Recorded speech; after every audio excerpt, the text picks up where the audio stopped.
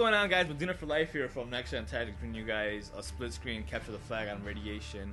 And I'm currently spectating Shifty and Sedates, and those are the two main slayers for Team Rage, which is the team that I followed at the recent Focus Fire 2010 LAN tournament. And I just have to say that LAN tournament was a lot of fun. It was definitely a good experience for me. I've never been to a tournament of that size, and it was a lot of fun. I had a lot of fun with the guys. Legit, Harrison, Zach, Sedates, Daniel, Instincts, and I already forgot his name. Tyler, Tyler, Shifty, and it was a lot of fun. Those guys are really they have some pretty different personalities. I don't know how to describe it, but it was a lot of fun hanging out with them and watching them play and just being at the event. Seeing how these things are run and seeing how competitive gaming could be taken to a whole new level, and it was just a lot of fun. And start things off. This is match 2 of the winners bracket or not the winners bracket finals. This is match 2 of the winners bracket. Currently watching Shifty and Sedates, like I said, the two main slayers of the team, and they have a little slow start in the beginning of the game. Momentum definitely picks up as they get warmed up. There was a fail stun right there, but they were cold going into this match. Their first match was at, I want to say, around 9:30, 10 o'clock. They should have played at around, they're supposed to play at 9. It was supposed to start at 9. However, there was problems with the TVs and the setups, and refs didn't know, or I want to say they didn't know, but refs weren't where they were supposed to be, and teams weren't where they were supposed to be.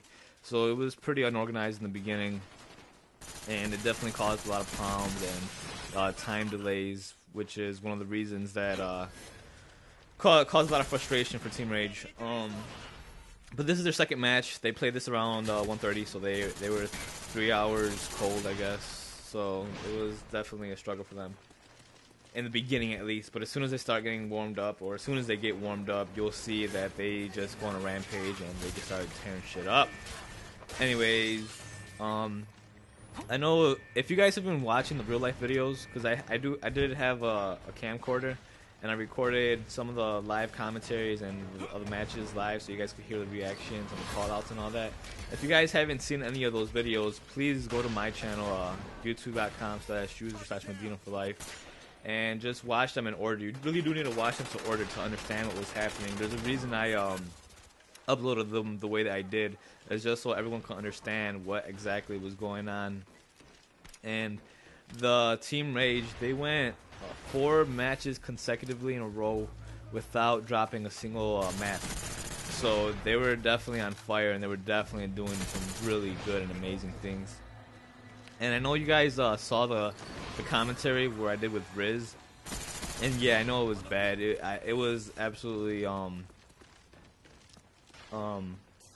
inaccurate in the beginning, and definitely the problem with that was because what we had in front of us, the sheets that told us the maps and the game mode, were not following what they were playing, so that's why it caused a lot of confusion for us, at least. Nobody told us that they were switching Search and Destroy on main stage to Domination, so we had no idea what was going on. That's why we were a little confused as to what game modes they were playing. And the screen that we were looking at to watch the match, you cannot see anything. That screen, you could barely make out the person and how they're playing. It was just a weird angle that we were at. You couldn't make out what person we were actually spectating, so that's what caused a lot of problems. So I definitely do know a lot of people are like, "Are you guys blind? You know what's going on? How come you guys can't? You're fat nerds. You're retarded." And it was just like, it was kind of frustrating for me, you know, seeing all those comments, because the mere fact that nobody was there, they weren't able to see what we were seeing. And it was definitely not easy, because we were just going off of basically the only thing we were able to see is a person with a gun, and half of the time we just saw him shooting. We didn't even see him shooting any person in particular. It was kind of difficult to see what was going on. So I guess I do apologize for that and all the frustration it caused you guys. Next time you guys watch the commentary, just mute the screen, I guess, because if you guys don't want to listen to what we're saying, I just have to say mute it. But going back to this gameplay, they're already picking it up. It's first half, they're already up 2-0.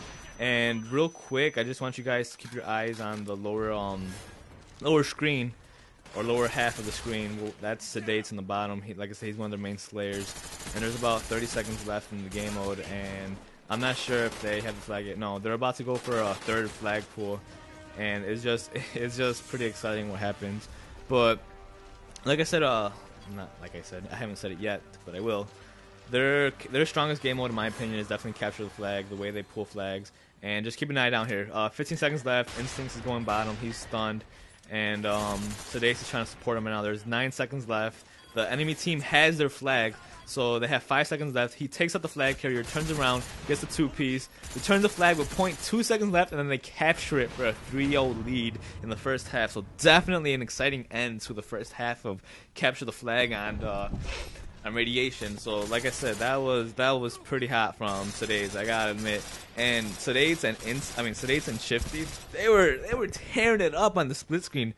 I think every match they played split screen, they were, oh my god, they were just unstoppable. They were joking around at 1.2. They wanted to play they were trying to see if they could play the finals on split screen because of the way they were doing so well on split screen. They thought they were going to have difficulties playing on it, but they didn't. They were really, really good on playing on it.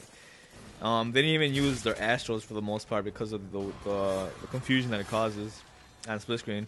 So they were playing, they were playing without headsets. They were using Marathon, and they were just playing a different playstyle, and they liked it a lot. And they were so happy when they got to actually play these first couple matches in split screen. So definitely good stuff by them. And I just want to clarify some of the things that were going on. I uploaded those real life videos so you guys can understand what's happening. And if you guys were able to see those, they were just tearing through the competition. The first 4 matches, those first 4 matches, they went undefeated without losing a match in the winners bracket. And I remember the 4th match against the blue team, Team GG, the sponsored team by Generation Gaming. That was supposed to be a really good match, a tense match. Everybody's predicting an intense battle. They didn't expect it to be a shutout like the way Team Rage made it. So after they won that match, they were really excited about the tournament. They were really excited about possibly winning this and walking away with $2,500 that was there. It was supposed to be more money, but not all the teams that registered actually showed up to the event and paid their full money. So that's one of the reasons that the prize pool wasn't the amount it was supposed to be. But either way, it was still a pretty good purse, and they were excited to win it because of how good they were playing. And one thing I need to clarify is they didn't win the tournament. They got 3rd. And then there's a lot of factors as to why they got 3rd, which I'm going to be explaining in this video and probably the next video. Reason number 1 is every time they went to a match, they were going into it really cold. The one thing about the winners bracket is after each time they won a match, they had to wait so many hours to play another match because the way that Focus Fire was trying to run it is they were trying to eliminate they were trying to get through a lot of the losers brackets as quickly as possible, and so that was taking a lot of time. And not only that, but the fact that the tournament wasn't running as smoothly as it was supposed to. Refs weren't. I'm not gonna bag on Focus Fire, but a lot of the refs there didn't know as much as they should have known. They didn't know the rules like they should have. They kept on looking at the sheets, and that's one of the things too. If you're gonna have refs, they really need to know the game and the way it's supposed to be played and everything that's supposed to be going on. And there was just a lot of confusion. There was game modes that weren't being played right, that had to be restarted, and it was unorganized. It wasn't running as smooth as it really should have. If it ran a lot smoother, I think that this tournament would have been a lot more enjoyable for a lot of people because there was a lot of problems that were going on. So hopefully in the next tournament that they have in the spring, things will run a lot better for them and they're able to have a lot more successful an event. And Team Rage, they went through their first 4 matches without dropping a single map, and they were just on fire. And they played their last match around 7 o'clock, and they didn't play another match, their 5th match, until the winners bracket round 5, until another fail stun. They didn't play that until about 10:30, almost 11 o'clock. And they were cold, and they were really tired. A few of the guys had to travel 9 hours all the way to get to Wisconsin La Crosse. I had the shortest drive of about 6 hours, and that was the last to get picked up and the first to be dropped off, so I was definitely the closest. Harrison, legit LG1T, he was about 7.5 hours away. So it was definitely a long drive for everybody, and they were really tired. We only got about 5 hours of sleep. We arrived at the event at around 10 o'clock. Was it 10 o'clock? I think it was 10 o'clock. Yeah, we arrived around that time, and we didn't go to bed until around 2. And we had to wake up around 7. We were at the event at 7:30, so I could set up early, and they could just get a feel for everything. They could get warmed up and stuff like that.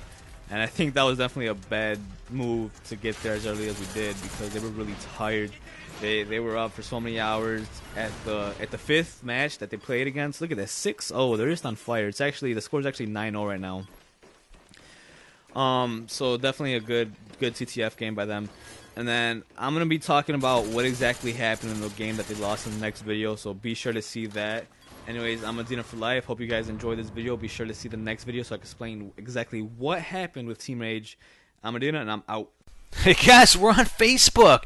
Check the description of this video for the link to our new Facebook application. Subscribe and get our latest video updates posted right on the wall on your own Facebook page.